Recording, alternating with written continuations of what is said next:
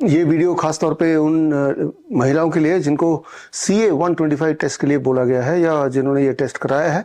एक माहौल बना दिया गया है, भय का माहौल, थ्रू CA 125 टेस्ट।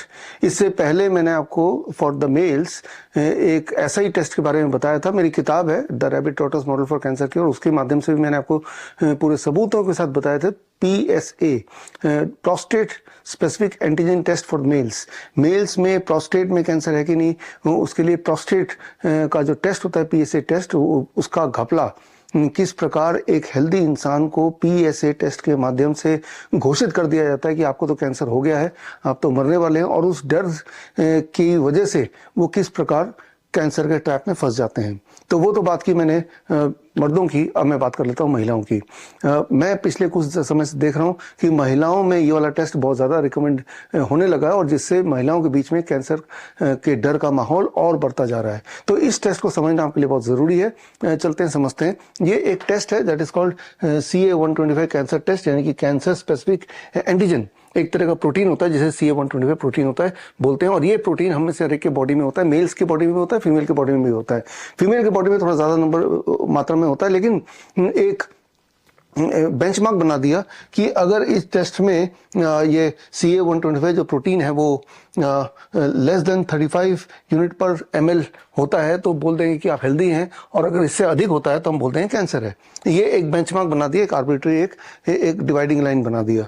और अक्सर लेडीज़ में, खासतौर पे वो लोग जो 40 साल से ऊपर है, उनमें ये अधिक ही पाया जाता है, जो कि एक नॉर्मल बात भी है for most of the women. और उनको कैंसर घोषित कर दिया जाता है, और फिर आगे रिकमेंडेशन करते हैं अब तो बायोप्सी करना पड़ेगा, पेट स्कैन करना पड़ेगा, कीमोथेरेपी करना पड़ेगा, रेडिएशन करना पड़ेगा, सर्जरी करना पड़ेगा, और वो एक ट्रैप में फंसते चले जाते हैं। मैंने आपको पहले ही बताया था कि कीमोथेरेपी, रेडिएशन, सर्जरी, इससे कैंसर ठीक नहीं होता बल्कि कैंसर को बढ़ाने का काम करते हैं। Same is true for biopsy and PET scan. तो चलते हैं, पहले तो ये CA 125 टेस्ट को थोड़ा और समझ लेते हैं, ताकि आपके दिमाग में जो CA 125 टेस्ट का डर है उस डर को बाहर निकाला जाए।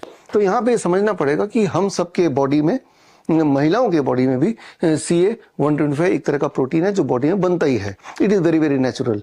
लेकिन अब ये जो बॉर्डरलाइन बना दिया कि इससे ऊपर है तो नीचे है तो वो ठीक है, इससे ऊपर अगर है तो वो कैंसर है, इसके बारे में, इसकी सच्चाई थोड़ा हमें सबूतों के साथ समझना ज़रूरी है। इसके लिए आपको ये समझना होगा कि कई सारे कंडीशंस में जो ये प्रोटीन है CA 125 वो अधिक अपने आप हो जाता है नेचुरल कंडीशन में। उनमें से सबसे इंपॉर्टेंट कंडीशन है, अगर कोई महिला ओरल कॉन्ट्रासेप्टिव पिल्स पे है तो उस महिला में CA 125 ज़्यादा आएगा या आ सकता है। सिमिलरली अगर कोई स्टेरॉइड ले रहा है तो उसमें भी ज़्यादा आएगा या आ सकता है। एंटीबायोटिक्स पे अगर आप हैं तो इससे भी CA 125 मार्कर बढ़ जाता है।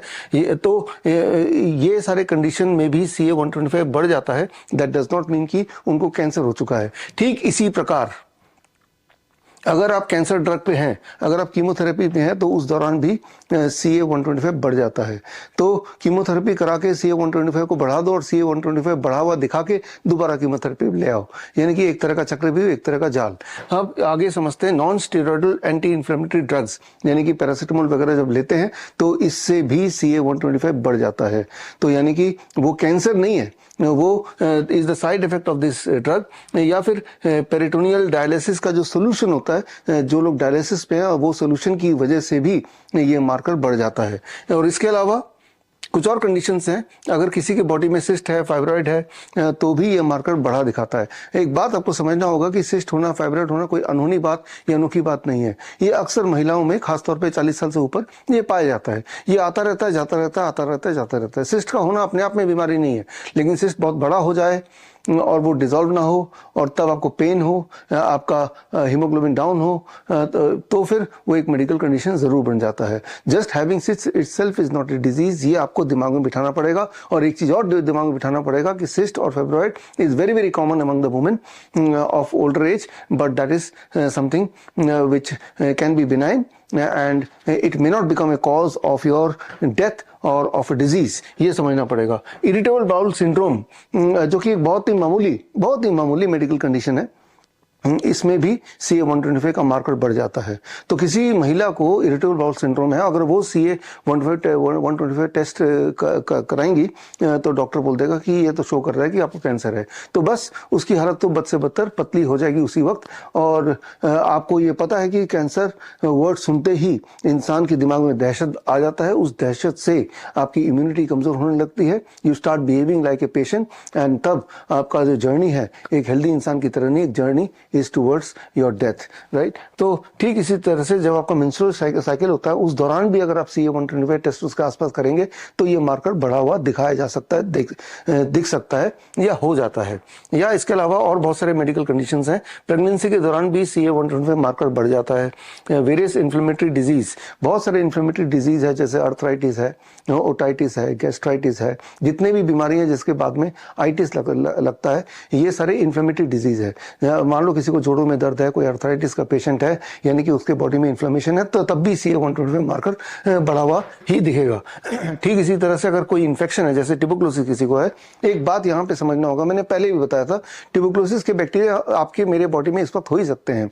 40% इंडियंस में ट्यूबरकुलोसिस का bacteria at any point of time होता ही है, लेकिन ट्यूबरकुलोसिस का बैक्टीरिया अपने आप में बॉडी में होना itself is not a disease, unless कि उसकी वजह से हमें कोई डिस्कम्फर्ट्स हो, उसकी वजह से हमें फीवर आ जाए या इन्फ्लेमेशन हो जाए या वीकनेस आ जाए या स्टूल में ब्लड आ जाए या मुंह से खून आ जाए, तो ये सारे कंडीशंस रेयर केस में होता है। अदरवाइज ट्यूबरकुलोसिस का बैक्टीरिया हम सबके बॉडी में होता है, but that will not become or may not become a cause of your being sick or dying, right. सो लेकिन इन्फेक्शन किसी भी तरह का हो, उस कंडीशन में भी उस वक्त CA-125 मार्कर बढ़ जाता है। ठीक इसी तरह से पेरीमेनिपोज या मेनिपोज, जब मेनिपोज के आसपास आप होते हैं या मेनिपोज हो चुका होता है, तब भी जो CA-125 मार्कर कंपैरेटिवली बढ़ा हुआ ही आता है। यानी कि मेनिपोज के बाद के जो महिलाएं अगर वो सारे के सारे CA-125 टेस्ट करा ले तो most of them will be diagnosed as a cancer patient, या फिर इंटेंस एक्सरसाइज, बहुत जोरदार एक्सरसाइज आप करेंगे तो उससे भी थोड़ा बहुत मार्कर बढ़ जाता है। जब एक्सरसाइज करते हैं आपकी बॉडी में बहुत सारे बदलाव आते हैं और तब CA-125 मार्कर बढ़ जाता है। मैं ये नहीं बोलना चाह रहा हूँ कि एक्सरसाइज नहीं करना चाहिए, मैं आपको ये समझाना चाह रहा हूँ कि CA-125 मार्कर का बढ़ना कई सारे फैक्टर्स पर निर्भर करते हैं। उनमें से बहुत सारे फैक्टर ऐसे भी हो सकते हैं जो एक्चुअली आपकी हेल्थ को कंट्रीब्यूट कर रहे हैं, आपको और हेल्दी बना रहे हैं, लेकिन वो फैक्टर अपने आप में CA-125 बढ़ गया तो आपने एज्यूम कर दिया, जैसे डॉक्टर ने पढ़ाया बताया कि आपको तो कैंसर हो गया, आपने उस बात को मान लिया। ठीक इसी प्रकार एज रिलेटेड भी वेरिएशंस आते हैं। जब आपका एज ज्यादा हो जाता है, जैसे 50 साल से ऊपर, तब भी आपके बॉडी में कई सारे हार्मोनल चेंजेस आते हैं। उस हार्मोनल चेंजेस के चलते CA-125 मार्कर कंपैरेटिवली हाई होता है। या फिर कोई एब्सोल्युटली हेल्दी महिला है या और ये सारे कोई भी कंडीशन नहीं है और कैंसर भी नहीं है, तब भी CA-125 इन जनरल उनका बढ़ा हुआ थोड़ा हो ही जाता है। तो CA-125 itself can not say anything about the cancer.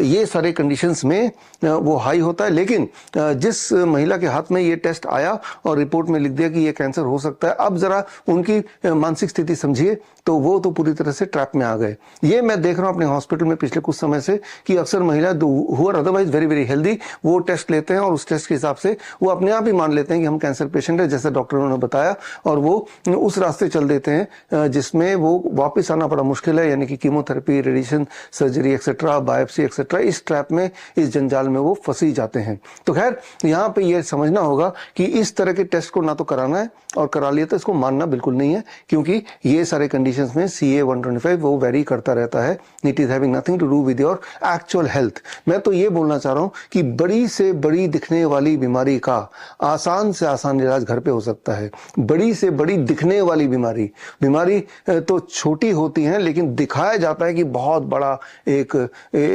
आपके ऊपर मुसीबत आ गई है, इस तरह से उसको पेश किया जाता है। इसीलिए हमारे जो क्लिनिक्स हैं पूरे देश भर में, डॉक्टर BRC क्लिनिक @home 500 से अधिक है, तो वहाँ पे हम अपने जो स्टूडेंट्स हैं, अपने जो प्रैक्टिशनर को यही सिखाते हैं, follow your symptoms not your report.